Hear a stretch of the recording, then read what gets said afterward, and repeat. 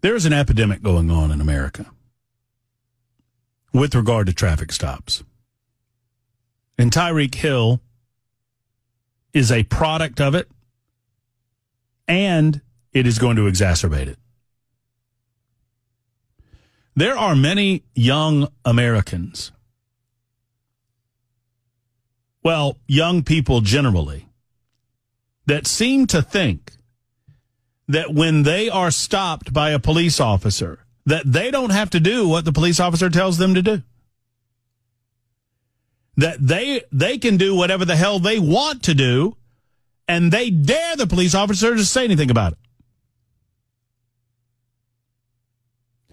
As a matter of fact, I suggest to you that we've allowed this as a society. We have not drawn a line in the sand as a society.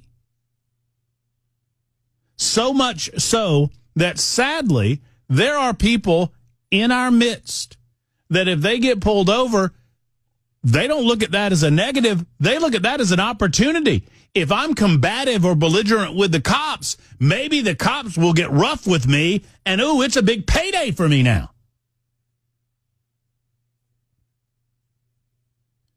I am glad that we have body cameras on most of our police departments around the country now, because way more than laying blame at the feet of cops, they exonerate them.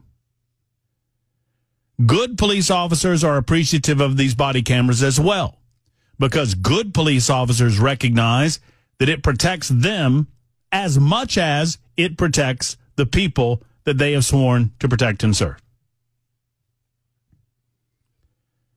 I have seen over and over again police officers exonerated after individuals claim and scream racism and bigotry and mistreatment and brutality, and over again. With very few exceptions, and there are a few exceptions, obviously. We know every single one of them. The police are exonerated when charges of racism or bigotry or brutality are leveled against them because of their body cameras.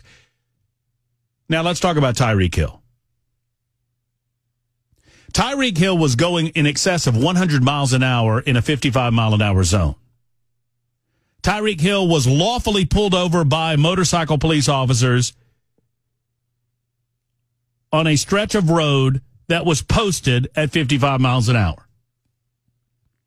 The body camera footage that was released immediately shows that Tyreek Hill was belligerent with the police officer at the time that he was pulled over. Now, understand something. That police officer has no idea who he's dealing with, and it doesn't matter. Now, what I could do, and I was going to do it, and I ran out of time.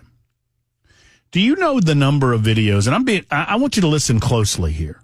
I want you to put your critical listening ears on for a moment. I could play you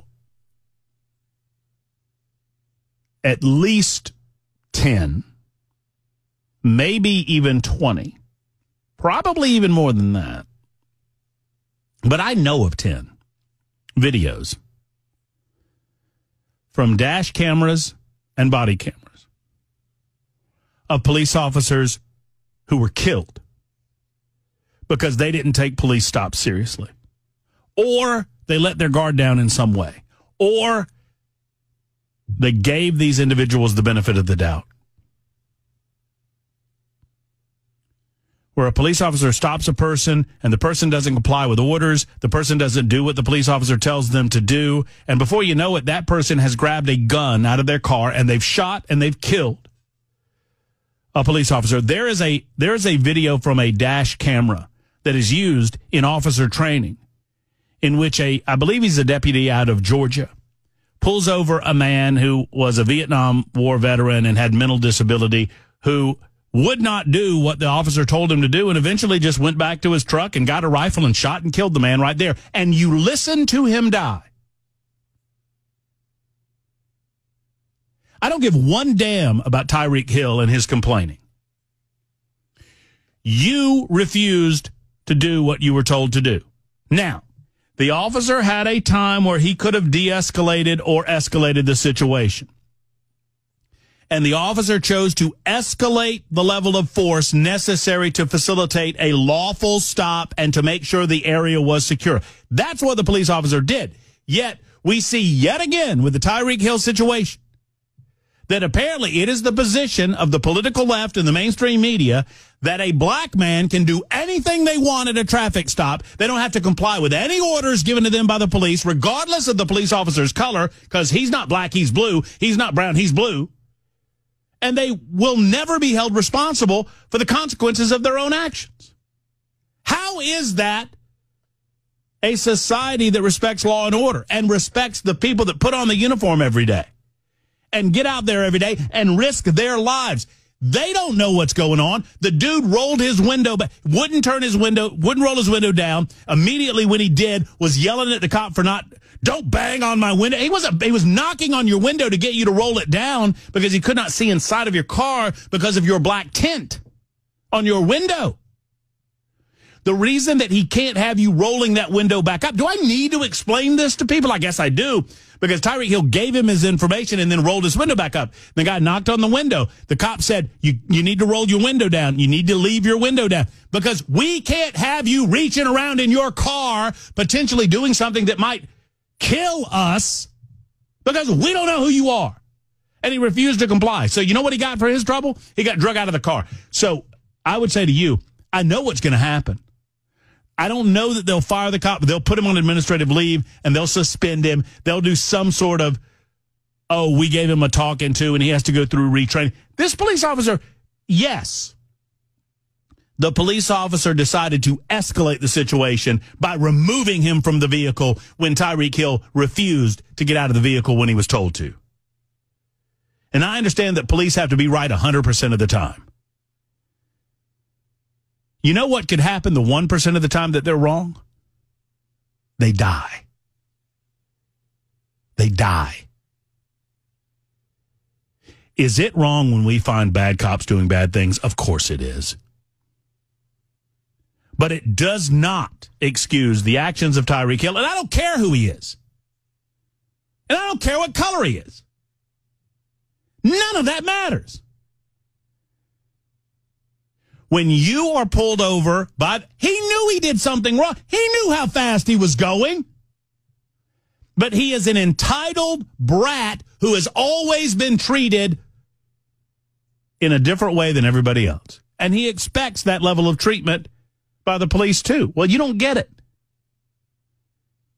It is a damn shame that the police have not immediately defended their cops. Because what Tyreek Hill does is this sends a message to you and to me and everyone else. Just don't listen to the cops. To hell with the cops. Just whatever they tell you to do, they don't have a right to do that. Roll up your window when you want to roll up that window. That'll work well for you. Just, do whatever you need. When they tell you to get out of the car, you don't have to get out of the car. They tell you you're going to get a ticket. You don't have to. They tell you to get, and these other guys roll up. They don't know who these people are. And it doesn't matter. You don't get to roll up and stop your car in the middle of the road and demand the cops stop doing their job because your homeboy needs to get to a football game. I'm telling you, folks, this message that we're sending, and I'm not worried about Tyreek Hill, and I'm not necessarily worried about the cop, but I am worried about the message. Hey, young people, don't worry about the cops. Don't worry about law and order. You don't have to respect authority at all. You just do what you want to do. And if they get in your way, or if they arrest you, you just scream racism. You just scream bigotry. Giddy up. That'll get you out of it. Because the mainstream media won't have the backs of the police officers doing their job. What the hell if Tyreek Hill had hit somebody and killed them? Then the media, where's the cops? Why didn't the cops stop him? Makes me sick. All right, rant over. I warned you that there would be rant pants. I hope I wore them proudly.